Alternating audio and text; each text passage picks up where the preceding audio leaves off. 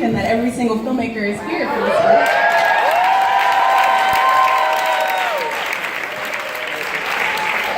Thank you. I'm going to ask one question to a couple of you and then one to the rest, because I'm sure the rest of you have lots of questions. But I wanted to ask Adepero, Stefon, and Marshall, if you could talk a little bit about the collaborations that it took to, we know that film is collaborated, it's collaboration in general, but these particular films, particularly Adepero working with Bradford, and Marshall working with Eric Bronco, and Stefon, you had Spike Lee as an executive producer. So just curious for the three of you with these films, how did the collaborations come to be, and how did you benefit from them on these projects? Hi everyone. Oh my God,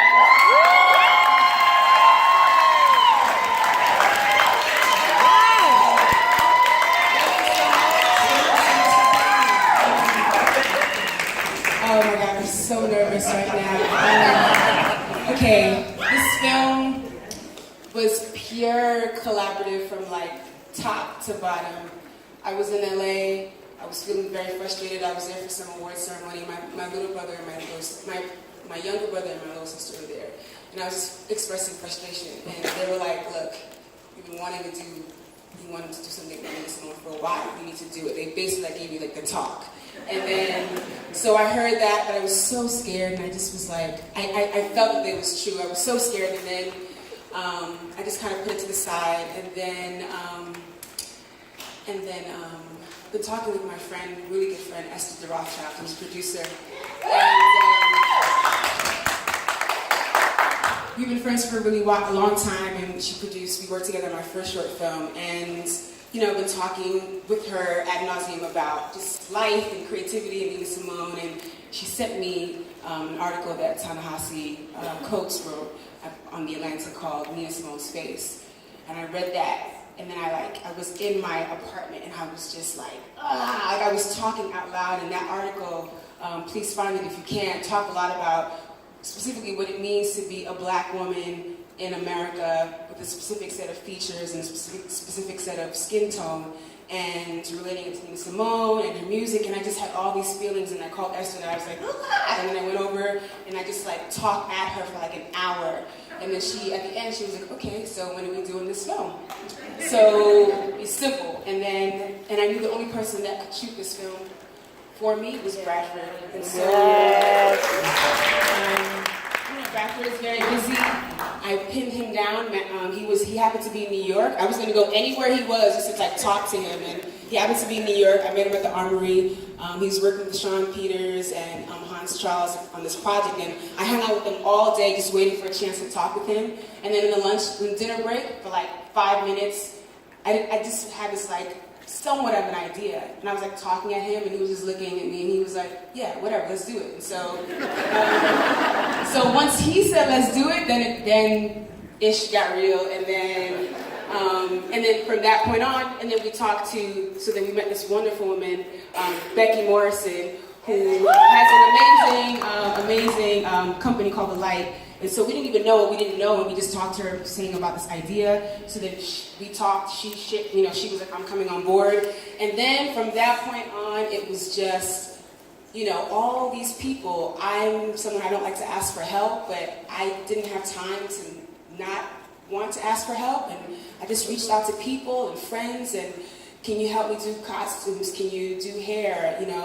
Not much money involved. And it's just amazing, like what happens when you just step out of your comfort zone, like what will rush in. And it was like literally from top to bottom. And then the shoot day was absolutely magical. It was just like, I don't know, like just being able to be there and people coming together to create something that in the beginning it wasn't really like, it was in my head and I didn't really know how to, express it fully. And people were just like, yeah, we're down. And people came out and showed up and helped. And so it's the best thing about what we do personally is what I believe is it's a truly collaborative art, and that day was completely collaborative from top to bottom. And it's a day that changed my life, I just want to keep doing that. I want to keep working with people and collaborating and working with women. It just, from everything. So, sorry, I'm just glad about it.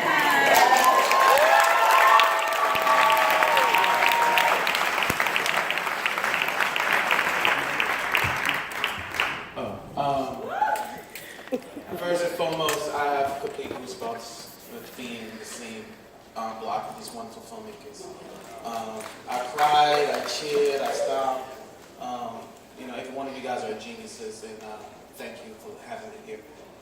I met Spike at the greatest college of all of US of A, Morehouse College, Atlanta, Georgia.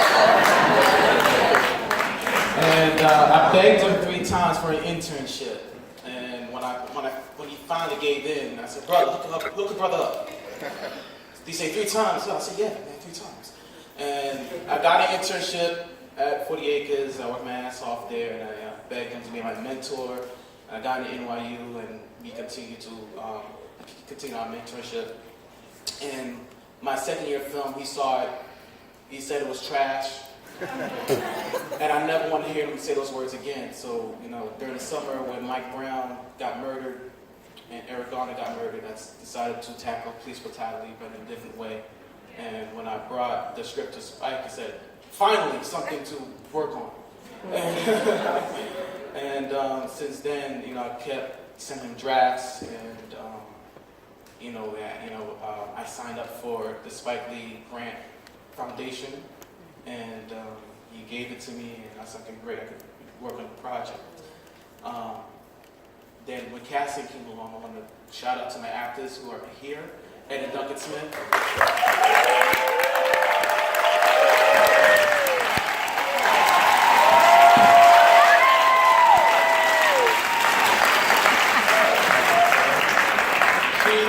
She's going to start school at Hampton. She's also in Bratton, Roxanne. Melvin Magoli, stand up.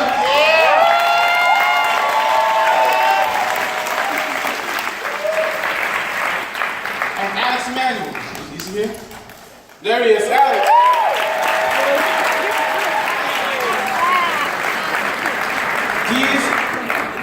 To make a film, you have to learn how to direct actors, and I really appreciate my actors, the most professional actors I've ever worked with in my life, and I want to thank them for that.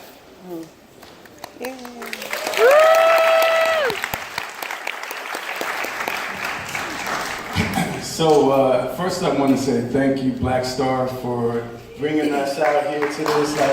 This is so amazing to be here. I was born in Philly, so I'm back home. And I just want to acknowledge some of my crew that's here. I have my producers, Efuru Flowers and Will Abanyu, and my costume designer, Sammy Martin. If y'all could just stand for a second for some acknowledgement. Thank you. Now, in terms of collaborations, what's kind of interesting about our story is last year I came to Blackstar, dying to be here, and I met Eric Bronco here. And I was crazy about his work, and I was like, yo, can you do, I told him the concept, I said, would you be interested in doing this thing? And he was like, of course, and I said, but one last thing, because I wanted to make sure that all our keys, or most of our keys, were black. And Eric is real fair-skinned. I said, just tell me one thing, what are you? I'm black. I was like, thank God.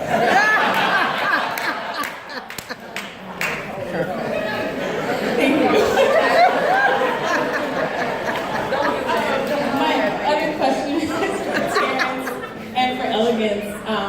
All of you had phenomenal casts, but I wanted to ask the two of you, particularly how you found your cast, what your process is for casting people in general, and if you could talk about that related to these two films.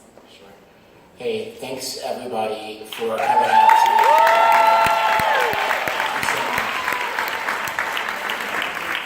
And I hear there's a ballot going around, so if you want to vote for a movie, vote for all of them.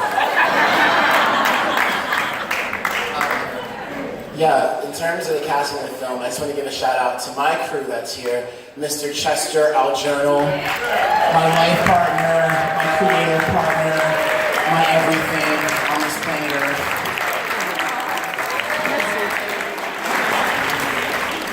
I love him dearly, and for For me, the most important part of this story was the authenticity.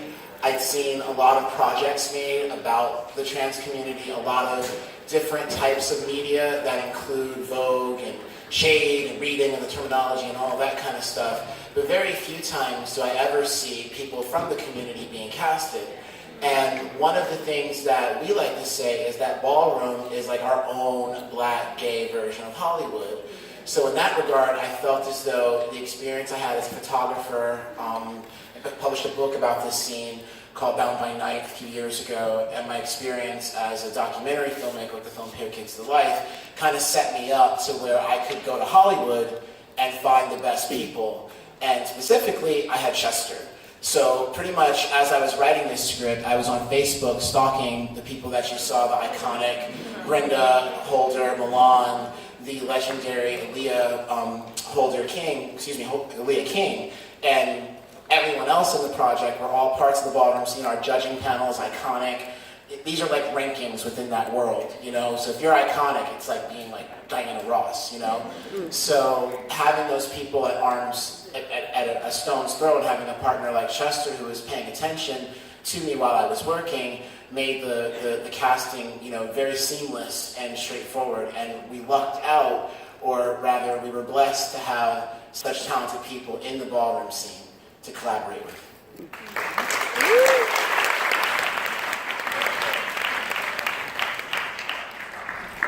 I'd like to echo the gratitude, because watching the film with y'all was like a highlight of my year. Yeah, it was beautiful. And the question was about casting. So the film was cast very quickly, I think in about 2 weeks. And the casting director, her name is Leah Bostic. She was amazing. She had to replace a casting director who had to lead the project, which is why we had to work so quickly. And she came in and found all the roles except for my mother, who I just called my mom, and she came in and, you know, killed it. But other than that, you know, especially with the lead, Riley, who we cast her 2 days before we shot. Wow. And, you know, if we didn't find her, there was no movie. So it was, you know, you don't make the film makes you in a lot of ways, and the universe gives you the film, as opposed to you kind of like pushing it out there, and the process definitely reinforced that lesson that I'm constantly learning. So we only have time for one question. Oh, wow. And Eugene is going to take responsibility for choosing that person. That's right, because y'all going to be around tomorrow, and next day, so we're gonna hook up. All right, so who is you? All right, so pass the mic all the way straight across.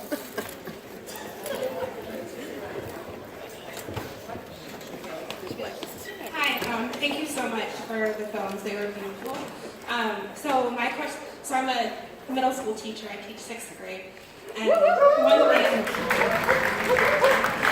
one thing I was thinking about as I was watching these films is like, what is your vision for making these films accessible to our larger Black community? Like, literally the one, I wanted to show like my young Black girls the film and just to make them feel the power of their melanin. And I want them to see that. Like, I want them to dream about going to the future and thinking about ways that they can create a world where my babies aren't shot in the street in cold blood, and like, how can we make these films accessible to our people, and like, what's your vision for that? It's a good question.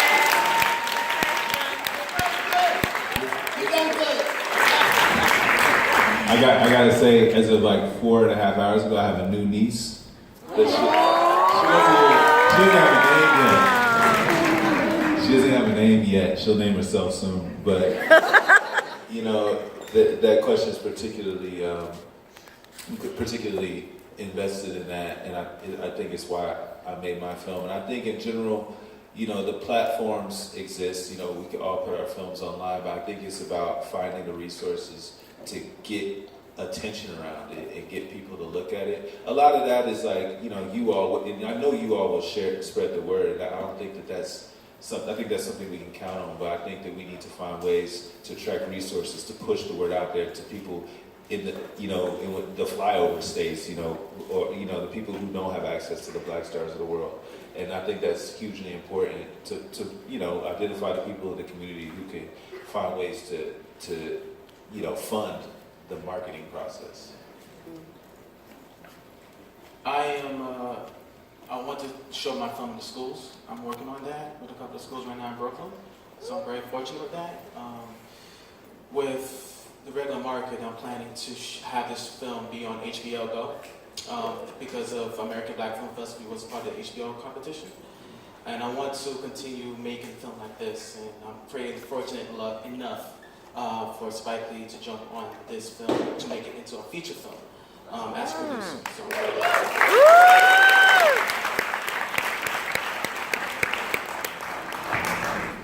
So with Night Shift, we're actually right now touring as a part of the Sundance Shorts theatrical tour. So it's traveling the country and the world right now. And also, because of that, we are also going to be, this block that we're traveling with is going to be available at universities and libraries across the country.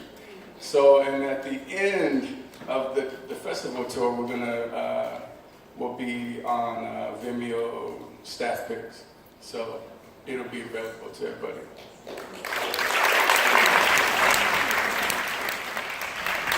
If you want to interact with Walk For Me, you can look up www.walkformemovie.com so you can find out about the journey of this film. As of now, the film is touring with the Ann Arbor Film Festival tour. I think also Outfest and something in Orlando, I forgot. But it's around to be seen, and I'm interested in developing. I've been working on a feature-length script about the film.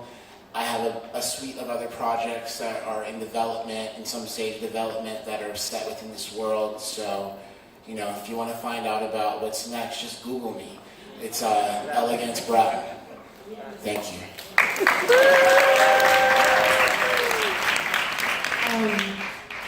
Pertaining to this specific film, we have a Facebook page, To Be Free. You can find us there, and we have a couple of film festivals that we're going to be at, and I think that's the never-ending question of just how. I'm particularly interested along with my good friend Esther about your class of 6th graders, 7th graders, 8th graders. What are the films that are in them? And we talk a lot about want to see what kind of films, what stories they want to tell.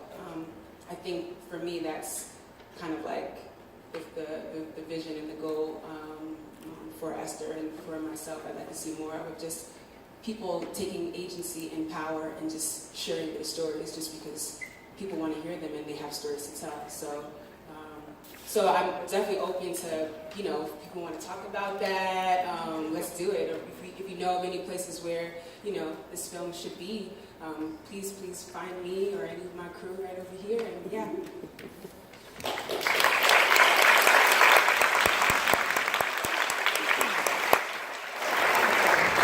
Well, let's give them another round of applause. Thank you.